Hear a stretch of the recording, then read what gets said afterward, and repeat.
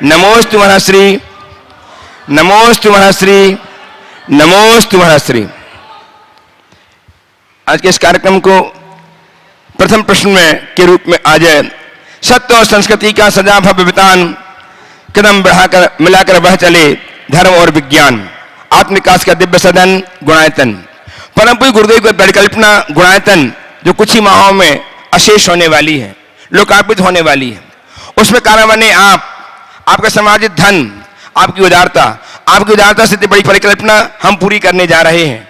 मैं आपसे निवेदन कर रहा हूं कि आप आए, गुणायतन देखें, दर्शन करें और गुणायतन की उन सारी योजनाओं को जानकर कि गुणायतन से जुड़ने का उपक्रम करें, अपने जीवन को धन्य करें, अपनी अर्चना को स्वर्णिम बनाएं। इस भाव के साथ मैं आज के संगत समाधान कार्यक्रम को प्रारंभ कर रहा हूं। हाँ, लिखूंगा। श्रीमान विद्या प्रकाशी जैन, रामगढ़ कैंट, प्रथम प्रश्न के लिए उपस्थित हो। तैयार है श्रीमान? आज हमारे बीच में पुणे से अनंत मुनि भक्त श्रीमान डॉक्टर के.एम. गंगवाल साहब उपस्थित हैं। हमेशा अपने गुरुदेव चरणों में अपनी उपस्थिति दर्ज करा करके अपने जीवन को धन्य करते रहते हैं। अपने स्थान में खड़े हों और गुरुदेव की अभिवंदना करें और इनका सम्मान करने के लिए श्रीमान विद्या प्रकाश जी एवं ललित जी चूड़ीवाल साहब, डॉक्टर के.एम. गंगवाल साहब जो इस नगर में उपस्थित हुए हैं, इनका सम्मान करेंगे। आइए। श्रीमान ललित कुमार जी चूड़ीवाल जो पंचगण महोत्सव के अध्यक्ष हैं, यशस्वी अध्यक्ष श्रीमान ललित जी चूड़ीवाल एवं विद्या प्रकाश जी आए और आपकी तालियां लगातार बजती रहें। Doctor KM. गंगवाल ऐसा व्यक्तित्व है जो अहिंसा के क्षेत्र में अपनी लगातार श्रम प्रदान करके जीवों को बचाने का सत्कार किया करते हैं। लगातार तालियां बजती रहें। के.एम. गंगवाल साहब हमारे बीच में हैं, बहुत बहुत साधुवाद। उपस्थित हों विद्या प्रकाश जी प्रथम प्रश्न के लिए और तैयार रहे श्रीमान अनिल जी चूड़ीवाल, रामगढ़ प्रवासी, जयपुर, तैयार रहेंगे। दोनों मुनिराजों के चरणों में बारंबार नमन, बारंबार नमन, बारंबार नमन।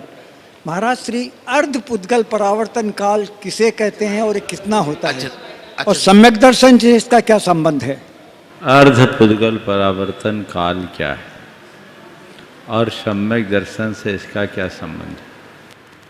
देखिए, हम संसार में जी रहे हैं और जिस संसार में हम जी रहे हैं इनमें प्रतिपल परिवर्तन हो रहा है। अपने अनादि संसार के परिभ्रमण को द्रव्य, क्षेत्र, काल, भव और भाव की अपेक्षा जाना जाता है। मेरे ख्याल से क्षेत्र परिवर्तन, काल परिवर्तन, भाव परिवर्तन और भाव परिवर्तन को आपने अच्छे से जाना हो। उसी में द्रव्य परिवर्तन, द्रव्य परिवर्तन में एक कर्म द्रव्य परिवर्तन और दूसरा नोकर्म द्रव्य परिवर्तन। कर्म द्रव्य परिवर्तन का तात्पर्य केवल इतना है कि हमने जिन भी कर्मों की स्थितियाँ हैं उनको जघन से लेकर उत्कृष्ट तक सभी कर्मों को पूरी तरह बांध करके छोड़ने में एक कर्म द्रव्य परिवर्तन हो। और नोकर्म द्रव्य परिवर्तन भी ऐसा कि प्रथम समय में हमने किसी कर्म समूह को बांधा, उसे छोड़ा और उसके बाद फिर गहन करे छोड़े वे के वे पुद्गल परिवर्तन परमाणु जब मूल रूप से गहन करके छोड़ने में आते हैं तो ये कहलाता है कर्म द्रव्य परिवर्तन, नो कर्म द्रव्य परिवर्तन। इसे समझने के लिए ऐसा समझा जा सकता है कि जैसे एक हरा भरा पेड़ हो, सूख गया, पत्ते झड़ गए, उसमें आग लग गई, राख बन गए, हवा चली, राख उड़ गई, वर्षा हुई, रहा सा अंश भी चला गया। इसके बाद जब वे के वे परमाणु एकत्रित हो और उसी के वैसे पेड़ के रूप में परिणत हो, इसमें जो काल लगा इसका नाम है नोकर्म द्रव्य परिवर्तन। और इसी को अर्ध पुद्गल परावर्तन का, इसी को अर्ध पुद्गल परावर्तन कहते हैं। समझिए, ये समझाने के लिए मैंने बोला है, इसकी प्रक्रिया बहुत गहरी है। तो ये अर्ध पुद्गल परावर्तन काल है। सम्यक दर्शन से इसका क्या संबंध? जिस जीव का संसार लंबा होता उसे सम्यक दर्शन की प्राप्ति नहीं होती।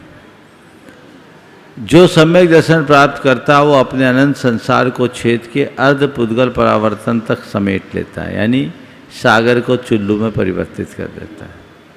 दोनों तरह का कथन मिलता है। एक कथन के अनुसार अर्ध पुद्गल परावर्तन काल से अधिक काल शेष रहने में सम्यक दर्शन की योग्यता ही नहीं होती, और दूसरे कथन के अनुसार सम्यक के परिणाम से वो अपने अनंत संसार को छेद कर अर्ध पुद्गल परावर्तन मात्र कर सकता है। दोनों स्थिति। तो पहले सम्यक दर्शन होता है कि पहले वो होता है? दोनों चीज़ें हैं, दोनों तरह का कथन है।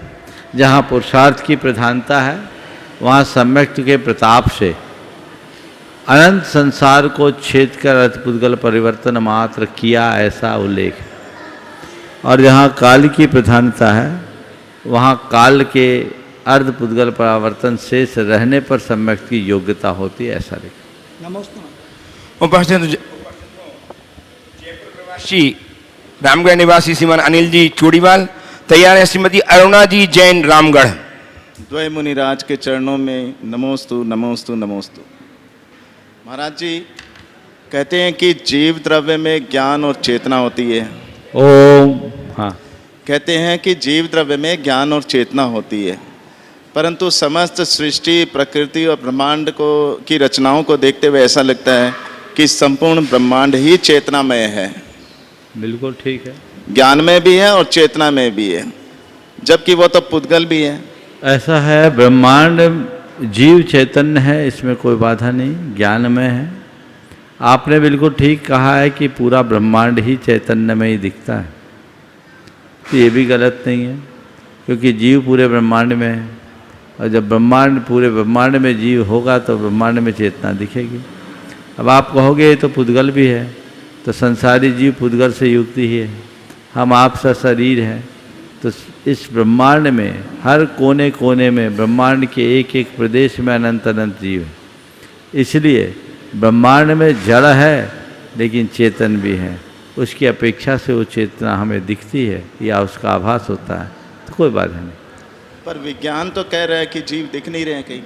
विज्ञान तो एक समय तक वनस्पति में भी तो जीव जीव ही नहीं, ढूंढ रहा है, वो और जगह जीव ढूंढ रहे हैं।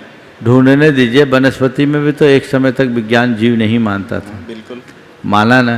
हाँ। विज्ञान की अपनी पहुंच है, पर जिस चीज़ को विज्ञान मानता वही सच है, ऐसी बात नहीं। बिल्कुल विज्ञान प्रयोगों के आधार पर बात करता है, और हमारा धर्म अनुभव के आधार पर बात करता है। प्रयोग की अवधारणा रोज बदलती है, अनुभव शाश्वत होता है। तो विज्ञान आज नहीं कह रहा, हो सकता कल कहे, लेकिन हमारा धर्म और हमारे धर्म के प्रवर्तकों ने जो जाना, अनुभव किया, उस आधार पर जो बता रहे हो शाश्वत। नमोस्तु महाराज, नमोस्तु। उपस्थित हो श्रीमती अरुणा जी रामगढ़, और तैयार रहे श्रीमती नीलम जी जैन रामगढ़। दोनों महाराजों के चरणों में नमोस्तु नमोस्तु नमोस्तु। महाराज जी, मेरा प्रश्न है, मंदिर में जो शिखर होता है उसके ऊपर कलश और ध्वजारोहण होती है, उसका क्या महत्व है? बहुत अच्छा सवाल है, और अच्छा सवाल पूछ भी लेना चाहिए, क्योंकि अभी कलश भी रखना है, ध्वजा भी रखना है, और मन बना कर रखना चाहिए। देखिए, मंदिर का हम निर्माण करें और कलश न रखे, ध्वजा न रखे, तो मंदिर अधूरा है। जैसे मंदिर में वेदी का महत्व है, भगवान का महत्व है, वैसे ही कलश का भी महत्व है। कलशारोहण के अभाव में मंदिर अधूरा है। भगवान को विराजने के बाद मंदिर में कलश चढ़ाया जाता है, वो जिन शासन के कीर्ति का कलश होता है, ये सब पताका फैलाता है। संपूर्ण ब्रह्मांड में कलश और ध्वजा के प्रताप से सकारात्मक ऊर्जा जाती है। अगर आपने कलश लगाया, कलश चढ़ाया, तो इसका तात्पर्य है कि आपने मंदिर को पूरा कर दिया। तो मंदिर बनाने की शुरुआत किसी ने की हो, कलश रखने वाले को श्रेय उसे पूर्ण करने का जाता है। और ध्वजा का भी वही महत्व है। ध्वजा लहराती है तो जिन शासन की यशः पताका सर्वत्र फैलती है। जहाँ तक ध्वजा से टकरा करके वायु जाती है, वो सकारात्मकता का संदेश फैलाती है। हमारे शास्त्रों में लिखा है कि जिस मंदिर में ध्वज और कलश न हो, वहाँ की पूजा अर्चा का कोई अर्थ नहीं होता। ध्वज और कलश से ही मंदिर की पूर्णता होती है। तो ये सौभाग्य है। अब कलश किसको रखने का मौका मिलता है? पर कलश तो तब रखने का मौका आएगा जब पहले भगवान की प्रतिष्ठा करा दोगे। तो ऐसा मत सोचो हम तो कलश में ही रखेंगे, पहले प्रतिष्ठा तो कर लो, फिर मौका आए तो उसमें भी मैदान मार लेना। समझ गए? लेकिन ये निश्चित कलश और ध्वजा एक बहुत ही महिमापूर्ण कार्य होते हैं, और जिनका भी मन ऐसे कार्यों में उत्साहित हो बना के रखना चाहिए। उपस्थित हो श्रीमती नीलम जी जैन रामगढ़, और तैयार हैं पुणे से डॉक्टर के.एम. गंगवाल साहब, अनन्य मुनि भक्त। दोनों महाराज श्री के चरणों में नमोस्तु नमोस्तु नमोस्तु। मेरी शंका है महाराज श्री, निमित्त और उपादान का हमारे जीवन में क्या प्रभाव पड़ता है? निमित्त और उपादान का हमारे जीवन में क्या संबंध? स्वाध्याय करती हैं आप? लगता है कहाँ से पढ़ लिया है निमित्त और उपादान सब? कहाँ से आया? किसी ने बताया होगा? तो पहले तो निमित्त और उपादान का अर्थ बताना पड़ेगा। निमित्त क्या है? उपादान क्या है? उपादान है वस्तु या व्यक्ति की योग्यता, और निमित्त है उसे उभारने का साधन। समझ गए? अब इनका संबंध क्या है? आपने यहाँ सवाल किया, किससे किया? मुझसे किया ना? माइक पे बोलो, शर्मा का लिए। मुझसे किया। क्या सोच के किया? शंका महाराज जी समझाएंगे तो हमारा कंसेप्ट क्लियर होगा, है ना? अब मैं समझा भी रहा हूँ, लेकिन कोई ज़रूरी जो मैं समझाऊँ वो तुम्हें समझ में आई जाए? नहीं ना? नहीं। समझाऊंगा मैं, पर तुम समझोगी अपनी योग्यता से। हो सकता है तुम्हें बात समझ में आ जाए, इन बच्चों को बात समझ में नहीं आए, क्योंकि उनने ये शब्द ही नहीं सुना, पहली बार निमित्त और उपादान शब्द सुना, उनको समझ में नहीं आएगा। तो जिसकी जैसी योग्यता होती है वो उसका उपादान उस पर निर्भर करता है। निमित्त केवल उस उपादान को उभारने में निमित्त बनता है। तो मैं आपको समझाने में निमित्त बन सकता हूँ, आप तभी समझ पाओगे जब आपके अंदर की वैसी उपादान योग्यता हो। समझ गए? तो अब इसे अपने जीवन व्यवहार में कैसे अपनाएं? दो वाक्य कहता हूँ।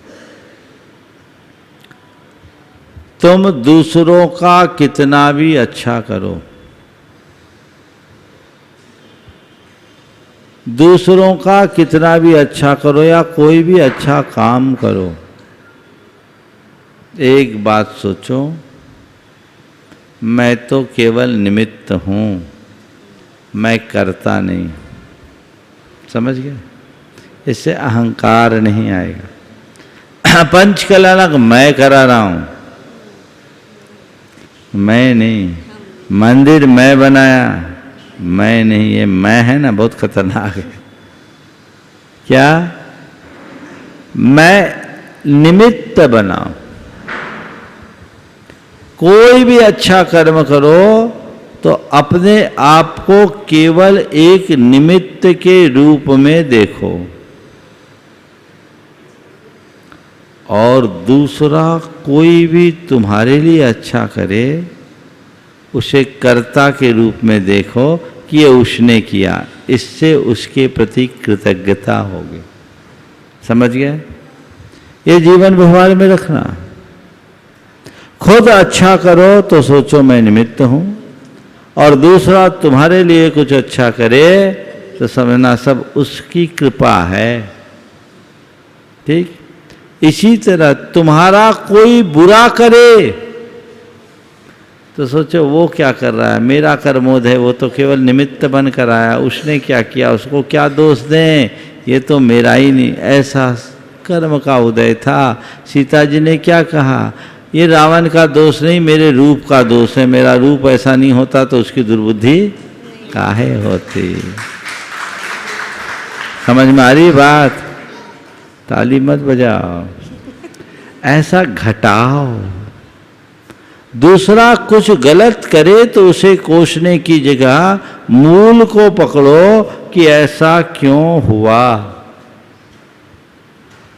और तुमसे यदि कभी किसी के साथ गलत हो जाए तो सोचे हाय मैंने क्या कर दिया। बस इस अनेकांतात्मक दृष्टि को रख करके चलोगे तो जीवन संवर जाएगा, नहीं तो निमित्त उपादान की बहस करते करते जिंदगी पूरी हो जाएगी। नमस्ते। अहिंसा की एकदम महान प्रचारक श्रीमान डॉक्टर के एम गंगवार जो आनंद मुनि भक्त हैं, पुणे से हमारे बीच में हैं। प्रश्न प्रस्तुत करने के लिए तैयार हैं श्रीमती कुसुम जी अजमेरा रामगढ़। गुरुवर, आपके चरणों में मेरा और मेरी धर्मपत्नी चंद्रकला जी गंगवाल, डॉक्टर चंद्रकला जी का त्रिवार नमोस्तु। गुरुवर, एक सवाल मैंने आपको पूछा था मगर उसका जवाब पिछले वक्त शंका समाधान में नहीं मिल पाया था। वही सवाल मैं आज आपको पूछ रहा हूँ गुरुवर, केंद्र सरकार ने 8 लाख टन सुअर का मांस इंपोर्ट करना इस साल डिसाइड किया है 22 साल में। यह डिसीजन नवंबर 21 में पिछले साल लिया था। हमने ये रोकने की बहुत कोशिश की मगर हम रोक नहीं पाए। गुरुवर, एक्सपोर्ट के बारे में भी ऐसा हो रहा है कि हमारे आगे ब्राज़ील था मगर हम ब्राज़ील को भी क्रॉस करके नंबर 1 मीट एक्सपोर्टर देश विदेशों में सारे संसार में बन जाएंगे। इतने दिन हम इंपोर्ट ज़्यादा नहीं करते थे मांस, मगर अभी 8 लाख सुअर का मांस हमारे देश में आएगा, जगह जगह बड़े बड़े मल्टी रेस्टोरेंट में आएगा, सुपरमार्केट में आएगा। और हमारे देश को ये सुअर के मांस से मेडिकली बहुत बड़ा खतरा है कि सुअर का मांस कैंसर का एक बहुत बड़ा कारण है, यह विज्ञान ने सिद्ध कर दिया है। तो गुरुवर, हमारे जैसे अहिंसा के क्षेत्र में काम करने वाले, शाकाहार के क्षेत्र में काम करने वाले क्या करें गुरुवर? क्योंकि मीट एक्सपोर्ट रोकने के लिए आचार्य विद्यासागर जी ने बहुत कोशिश की, आपने बहुत कोशिश की, सुधा सागर जी ने बहुत कोशिश की, मगर वो तो हो नहीं पाया गुरुवर, क्योंकि ये राजनीति वाले लोग हमारी बात नहीं मानते हैं। तो हमें क्या करना चाहिए अभी, क्योंकि एक एक नई बातें आ रही है सामने। देखिए डॉक्टर साहब, आपने जो बात उपस्थित की वो बहुत गंभीर और चिंतनीय। हमें इस विषय को काफ़ी गंभीरता से लेना चाहिए।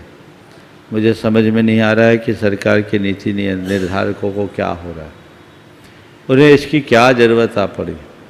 अभी तक तो एक्सपोर्ट की बात थी, अब इंपोर्ट होकर करके सरकार क्या चाहती है। भारत जैसे किसी प्रधान देश को, वसुधैव कुटुंबकम का संदेश देने वाले देश को इस तरह लहूलुहान करने का क्या प्रयास? ये निश्चित बहुत ही खतरनाक, भयानक और घृणास्पद कार्य है। इसके परिणाम भी बहुत भयानक निकलेंगे। हर व्यक्ति को इसके लिए आंदोलित होना चाहिए और सरकार तक ये संदेश पहुंचाना चाहिए कि ऐसा कृत्य करके हमारी पीढ़ियों को आप गलत रास्ते पे ले जाने से रोकिए। बिल्कुल गुरुवर। भारत में जो चीज़ें जहाँ हैं सुलभ है। आज तक भारत ने कभी ऐसी चीज़ों का आयात नहीं किया और नहीं इस तरह का निर्यात करना भारत के लिए उचित है। ये अंततः भारत के भारतीय मूल स्वरूप को प्रभावित करने वाली चीज़ है। इससे भारत का गौरव घटेगा, गौरव खंडित होगा। इसलिए हमें इसके लिए पुरजोर प्रयास करना चाहिए।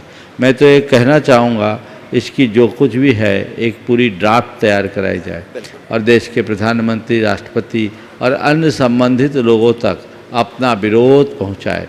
और ये केवल जैनों या अहिंसकों की बात नहीं है, ये संपूर्ण भारतवासियों की बात है। आपने अभी एक कहा कि विज्ञान ये कहता है कि सुअर के मांस से कैंसर भी हो सकता है, तो हम ऐसी चीज़ों का क्यों आयात करें और पूरे विश्व में भी बड़े निर्यातक, नंबर 1 निर्यातक के रूप में बनने की जो संभावना आपने प्रकट की है, ये घोर चिंतनीय और निंदनीय भी है।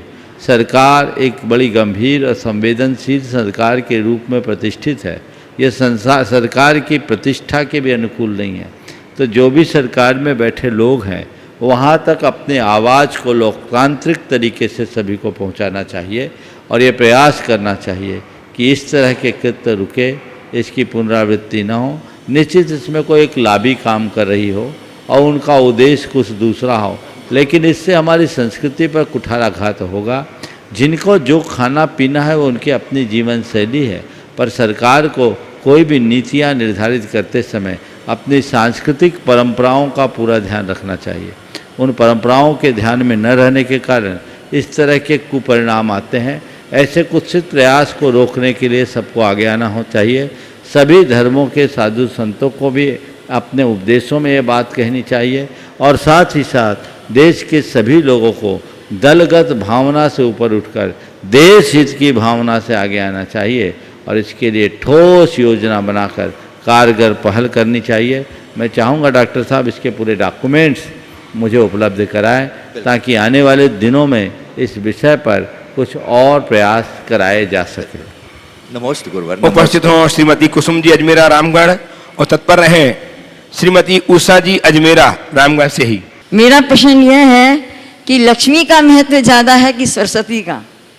क्योंकि लोग ज़्यादा लक्ष्मी को ही महत्व देते हैं, सरस्वती को नहीं।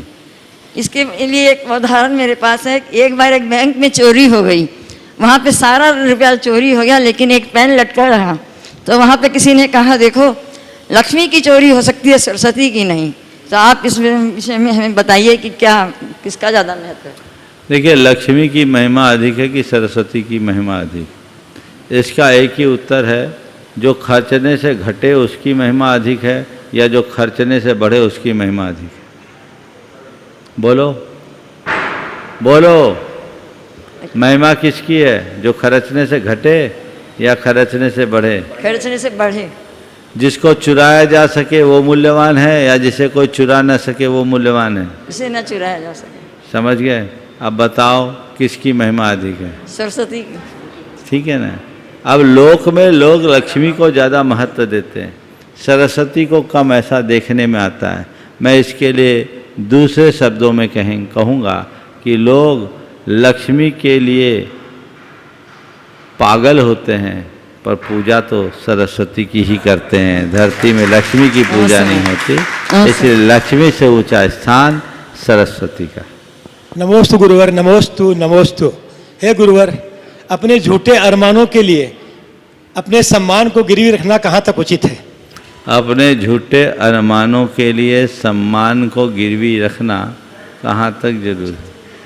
देखिए, ज़्यादा अरमान होंगे तो सम्मान गिरवी रखी जाएगी, इसलिए ज़्यादा अरमान तो रखो ही नहीं और झूठे अरमान तो पालो ही नहीं। अपने सम्मान के साथ जीने में ही हमारे जीवन का कल्याण है, ऐसा सोचना चाहिए। व्यक्ति को अपनी हस्ती और हैसियत का ठीक रीति से पालन करके समझते हुए जीवन के क्रम को आगे बढ़ाना चाहिए, जिससे हम अपने जीवन को सही दिशा दे सकें। नमोस्तु गुरुवर। उपस्थित हो खुश अजमेरा और तैयार रहें यशस्वी अजमेरा। नमोस्तु महाराष्ट्री। महाराष्ट्री, जब हम लोग कोई काम करते तो फिर हम लोगों को डांट पड़ता है, पर जब हमारे माता पिता काम करते तो फिर उनको नहीं पड़ता है, ऐसा क्यों? हम लोग कोई काम करते तो डांट पड़ती है कि गलत काम करते तो डांट पड़ती है? हाँ? गलत काम अगर हम लोग करते तो डांट पड़ता है, पर अगर हमारे माता पिता कोई गलत काम करते तो उनको क्यों नहीं पड़ता है? बिल्कुल। आप चाहते हो कि हमारे माता पिता को भी डांट पड़े? नहीं चाहते ना? नहीं। तो माता पिता से कहो गलत काम करना बंद कर दो, है ना। आप गलत काम करोगे तो हम लोग अच्छा काम करने की सीख कैसे ले पाएंगे? समझ गए? लेकिन एक बात बोलूं, डांट करने का अधिकार माँ बाप को है, बच्चों को नहीं। समझ गए? तो आपके माता पिता आपकी गलती पर आपको डांटते हैं, आप अपने माँ बाप को नहीं डांट सकते। अपने मम्मी पापा से पूछना आपकी गलती पर आपके मम्मी पापा ने आपको कितनी बार डांटा है। समझ गए? है ना। लेकिन डांटते समय थोड़ा ख्याल रखना चाहिए। डांटते समय ऐसा डांट मत लगाओ जो बच्चों को एकदम चुभ जाए, डांट के साथ पिटाई भी शुरू कर दो। एक का पिता अपने बेटे पर बड़ा नाराज़ हुआ और नाराज़ी में डांटने लगा और एक चांटा भी खींच दिया। बच्चा कुछ नहीं बोला, उसने केवल अपने पिता से इतना ही पूछा, पापा आपके पापा भी आपको इसी तरह डांटते पीटते थे? बोले हाँ। बोले आपके पापा भी इसी तरह डांट पीट करते थे? बोले हाँ। बोले आपके पापा भी ऐसा ही करते थे? बोले हाँ। पर ये सब तू पूछ क्यों रहा है? आपके पापा भी ऐसा ही करते थे? हाँ। तो ये सब पूछ क्यों रहा है? बोले बस मैं ये इतना जानना चाहता हूँ कि हमारी खानदान में ये गुंडागर्दी कब से चली आ रही है। समझ गया? तो ये थोड़ा डांट फटकार करते समय भी देखना चाहिए। बच्चे यदि ये सवाल कर रहे हैं तो बहुत गंभीर है। बच्चों को चाहिए कि ऐसी गलती ना करे कि माँ बाप को डांट फटकारने की ज़रूरत पड़े, और अगर वो डांट फटकार करते भी तो इसमें अपनी भलाई समझे। अगर माँ बाप बच्चों को नहीं समझाएंगे तो बच्चे रास्ते पर नहीं आएंगे। ठीक है, यशस्वी अजमेर उपस्थित हो और तैयार हैं श्रीमान मांगीलाल जी चूड़ीवाल, नमोस्तु महाराज, रामगढ़ कैंट। मेरा प्रश्न है, जो हम लोग मंदिर में चावल डालते हैं वो पूजा का होता है, तो जब वो पूरा भर जाता है तो हम लोग उसको कहाँ रखते हैं? देखो, मंदिर में जो चावल चढ़ाए जाते हैं उसे प्राय आप लोग व्यास को दे देते हैं, बहादुर को दे देते हैं। क्या सिस्टम है आपके यहाँ का रमेश जी? हाँ, किसको देते हैं? व्यास को, बहादुर को दे देते हैं। अब बहादुर क्या करता है? बाजार में जाकर के बेचता है, और बाजार में जाकर के जब बेचता है तो उसी के साथ लोग मांस मछली खाते हैं। होता है? हाँ महाराज। इस पाप का भागीदार कौन है?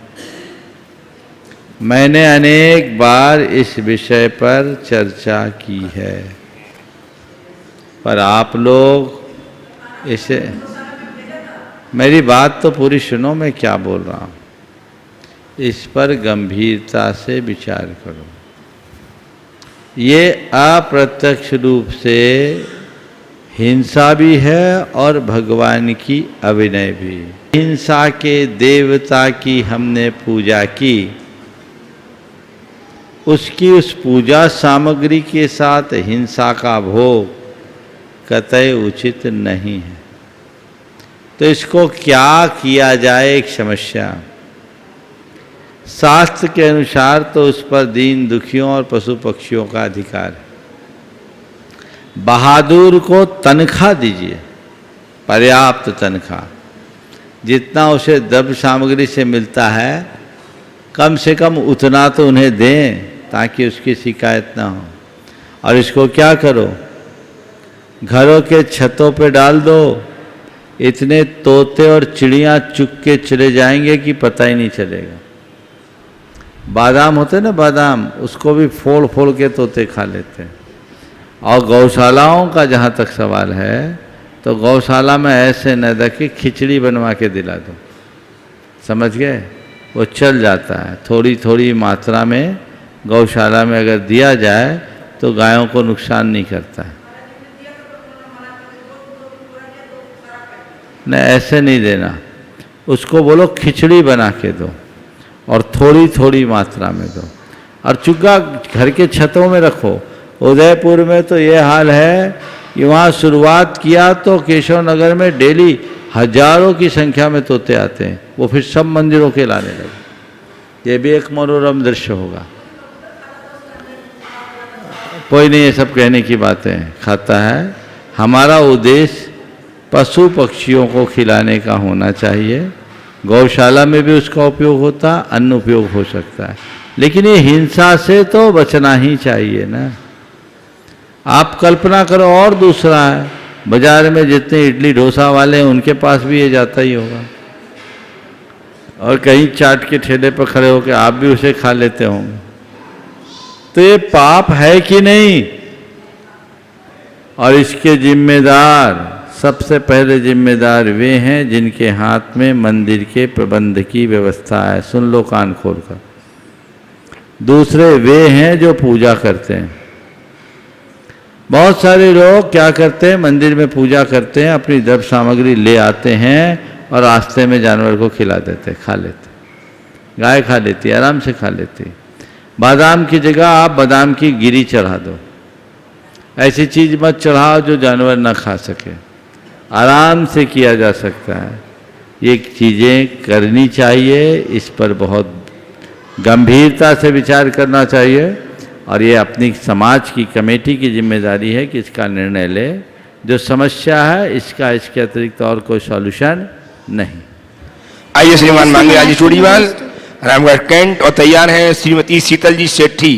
मेरा प्रश्न है कि पवनों के साधना रूप प्राणायाम से इंद्रियों पर विजय करने वाले साधक सैकड़ों जन्म के संचित पाप को 2 घड़ी के भीतर खत्म हो जाते हैं, इसके बारे में बताएं। पवनों की लाइए, आप लाइन लाइए पहले। पवनों की साधना रूप, आप ज्ञानार्णव की पंक्ति तो नहीं लेके आए, कहाँ से लेके आए? पवनों की साधना रूप प्राणायाम से इंद्रियों पर विजय करने वाले साधक सैकड़ों जन्म के संचित पाप को 2 घड़ी के भीतर खत्म कर लेते हैं। इसके बारे में बताएं। ये पंक्ति कहाँ से उठा के लाए? हाँ, कौन सा ग्रंथ? नमोकार मंत्र और उसका महत्व। नमोकार मंत्र एक्चुअल में ये जो बात है ज्ञानार्णव की पंक्ति है। पवन यानी हमारी श्वास, खड़े रहे आप, हम जो श्वास लेते हैं ना, वायु होती है, चंद्र स्वर और ये सूर्य स्वर। इससे जब हम प्राणायाम करते हैं, वायु को साधते हैं और प्राणायाम करके ध्यान में निमग्न होते हैं, तो ध्यान के प्रताप से अनंत जन्मों के कर्म एक अंतर मुहूर्त में समाप्त होते हैं। ये ध्यान की प्रक्रिया है। और पवनों में जो हमारी वायु है, ईड़ा और पिंगला जो नाड़ियां हैं, उनके आधार पर चलने वाली। चलिए, उपस्थित हों श्रीमती शीतल जी सेठी और तैयार हैं कोमल जी सेठी रामगढ़ से ही। नमोस्तु गुरुदेव, नमोस्तु नमोस्तु नमोस्तु। मुनिश्री, सड़कों पर उठती मृग तृष्णा को हम सामने आने पर भाप लेते हैं, उसी तरह मृग तृष्णा को भाप लेते हैं। उसी तरह हमारे जीवन में आने वाली मृग तृष्णा को कैसे पहचाने, इससे अवगत कराएं। मृग तृष्णा को कौन भापता? मृग नहीं भाप पाता, सचेतन इंसान भापता। अगर मृग तृष्णा को भाप ले तो भटके ही नहीं। हम सबके साथ विडंबना यही है कि मृग तृष्णा हमें मृग तृष्णा के रूप में दिखती है। हमें लगता है कि रेत पर सूर्य की किरणों के प्रकाश का एक परावर्तन मात्र है, यहाँ जल नहीं है, इसलिए सामान्य आदमी उधर नहीं जाता, पर मृग भ्रमित होकर के चला जाता है। जैसे मृग का भ्रम टूटता है, वो उधर कभी नहीं जाता। इसी तरह ऐसा ही भ्रम हर मनुष्य के भीतर है।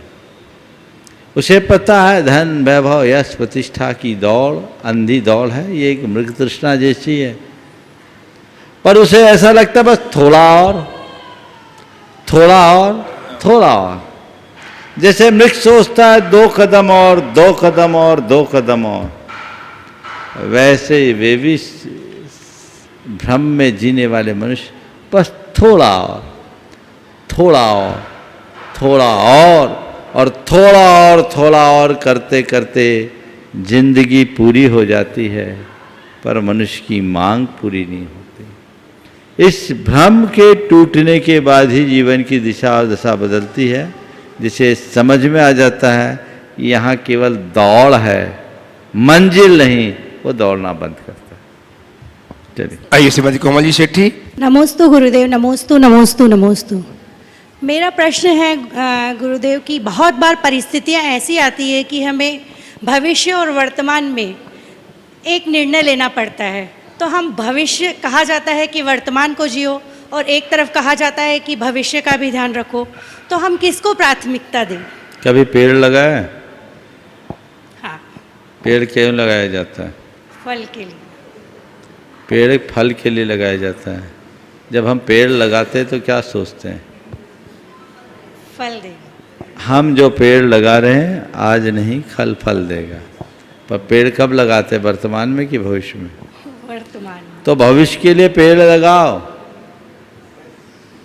बीज बोना शुरू कर दो, पर केवल भविष्य की कल्पनाओं में मत उलझो।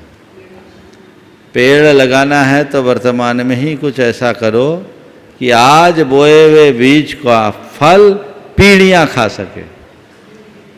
जब मनुष्य वर्तमान के कर्म अच्छे करता है तो उसका जीवन स्वाभाविक तौर पर समझ जाता है। समझिए। नमोस्तु महाराज।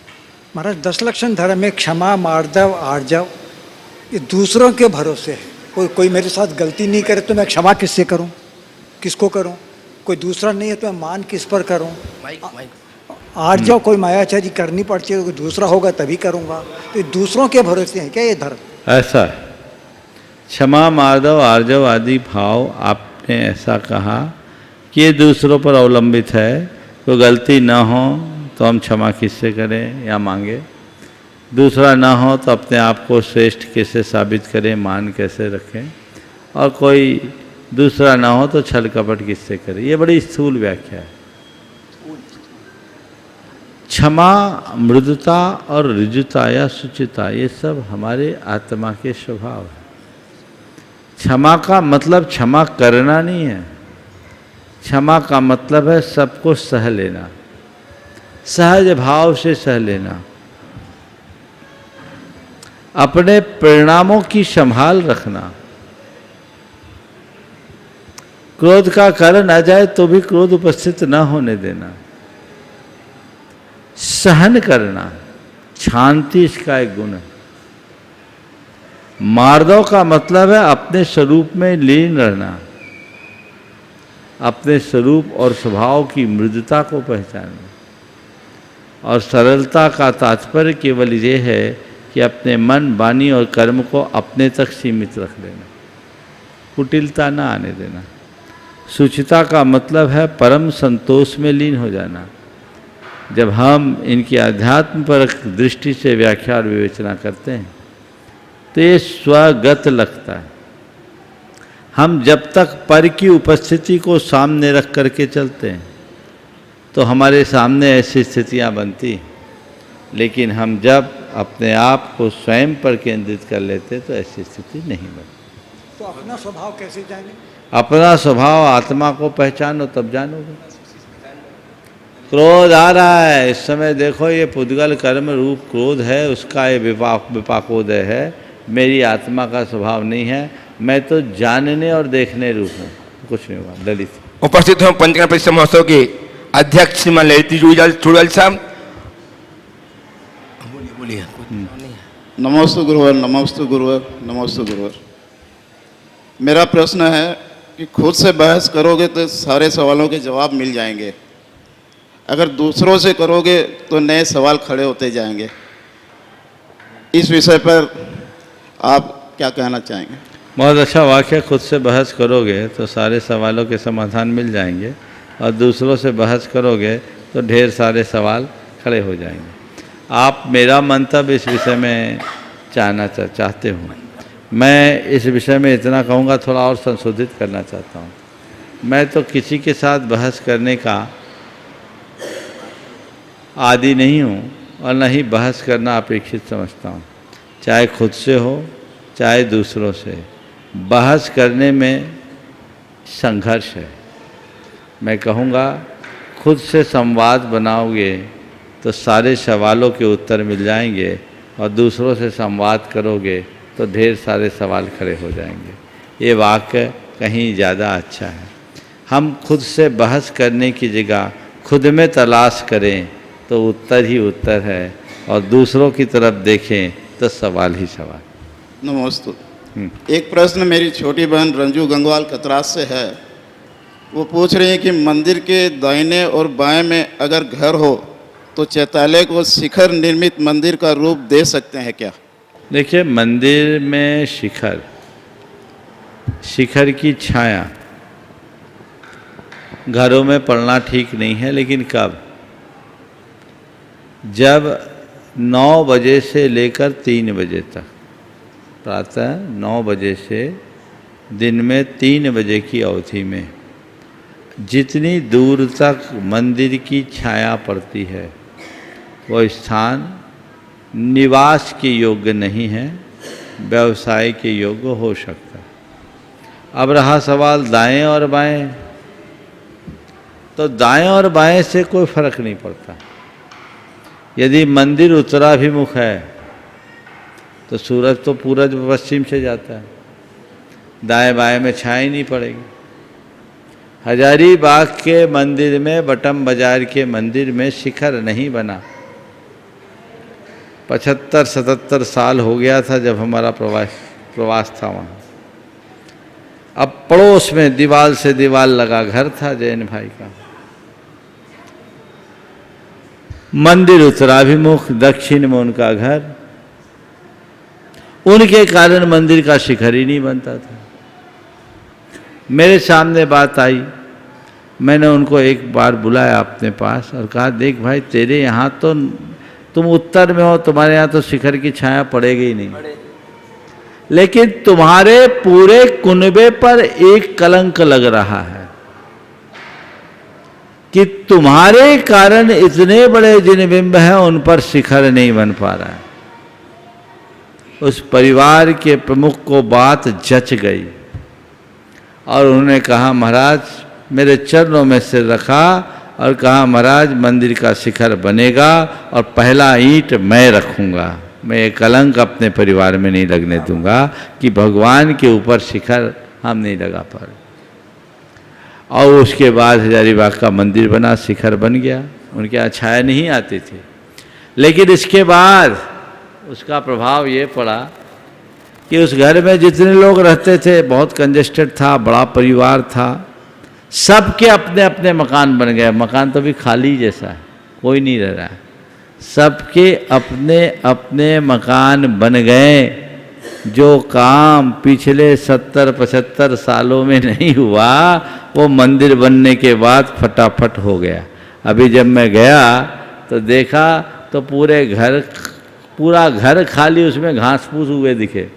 मैंने पूछा, बोला कोई नहीं रहता, एक आध कोई रहता है तो रहता। सबके मकान बन गए अच्छे स्थानों में। तो कहीं भी किसी का मंदिर हो, मंदिर से सटकर हैं, अगर उत्तर मुख मंदिर है और दक्षिण पश्चिम में, दक्षिण और उत्तर में रह रहे हैं, वहाँ छाया आने का सवाल नहीं। पूरा पश्चिम में है तो छाया आ सकती है, उसे देख के करो। और यदि ऐसा है तो एक उदाहरण मैं बता रहा हूँ। एक स्थान में एक के घर पर मंदिर की छाया पड़ने की संभावना थी, वहाँ मंदिर बनना था। जब बात आई कि मंदिर बनना है और इसमें मेरा घर बाधक बन रहा है, उसने कहा नहीं, आप मंदिर बनाइए, हम इसमें बाधा नहीं बनेंगे, हम भगवान से प्रार्थना करेंगे मेरा घर दूसरा हो जाए और ये मंदिर पूरा हो जाए। उसने जब ये निर्णय लिया, ये उत्तर प्रदेश की बात है, बांदा जिले की, उसने ये निर्णय लिया तो फिर समाज कही कि भी बाप का ये प्रस्ताव हम स्वागत करते हैं, आप अपना घर मंदिर को समर्पित कर रहे हैं तो हम आपका घर नहीं उजड़ने देंगे। उन्हें वैकल्पिक व्यवस्था करा के काम कर लिया गया। दृष्टिकोण सकारात्मक होना चाहिए और एक ही बात सोचनी चाहिए कि मैं मंदिर में अंतराय तो नहीं बन रहा हूँ। और एक दूसरी बात और, शिखर बने या न बने, 11 अंगुल से बड़ी प्रतिमा जहाँ है वो चैत्यालय नहीं, वो मंदिर समझना चाहिए। ग्रह चैत्यालय में 11 अंगुल तक की प्रतिमा का विधान है। जहाँ बड़े बड़े जिन बिंब हैं, अचल बिंब हैं, वो तो मंदिर है, उसकी पवित्रता को बना के रखना चाहिए। शिखर नहीं बनने से तुम्हारी अपवित्रता चले जाएगी क्या? इन बातों पर जहाँ की भी बात है, वहाँ के लोगों को चाहिए पूर्वा पर विचार करे और आवश्यक समझे तो मुझसे मिलकर के भी बात कर सकते हैं। गुरुदेव लक्ष्मी लाल जी एवं पुष्पा देवी कोठारी, कामाख्या कॉलोनी, बांसवाड़ा, राजस्थान, आपके चरणों में बारंबार नमोस्तु करते हुए जानना चाहते हैं कि आज विश्व में तनाव का बाजार इतना गर्म हो चुका है कि जहाँ भी देखें, जिसे भी देखें, तनाव तनाव तनाव। क्या कभी यह तनाव समाप्ति भी होगा या नहीं? यदि तनाव समाप्त होगा या हो सकता है वो, तो उसका उपाय क्या होगा गुरुदेव? देखिए, तनाव तो है, पर तनाव क्यों है इसे समझो। तनाव क्या है? परिस्थिति कुछ हो, मनस्थिति कुछ हो। परिस्थिति और मनस्थिति के मध्य तालमेल न होने पर ही तनाव आता है। जितने भी प्रकार के मानसिक तनाव, तो हम अपने आप को तनाव से बचाना चाहते हैं तो खुद को परिस्थितियों के अनुरूप ढालने की में समर्थ बना लें। जो लोग खुद को परिस्थितियों के अनुरूप ढालने में समर्थ हो जाते हैं, उनके मन में कभी किसी प्रकार का तनाव हावी नहीं होता। आज पूरे देश में 8.5 करोड़ लोग डिप्रेशन के रजिस्टर्ड मरीज हैं और जो लोग अनधिकृत रूप से हैं उसको देखा जाए तो कम से कम इतने तो होंगे ही। मतलब लगभग 135 करोड़ की आबादी में लगभग 16-17 करोड़ लोग डिप्रेशन के शिकार हैं। मतलब हर 8वां आदमी कहीं न कहीं से डिप्रेशन का शिकार है। ये क्यों है? ये मनुष्य की भोगवादी सोच और उसके मन में पड़ती हुई घोर असहनशीलता का परिणाम।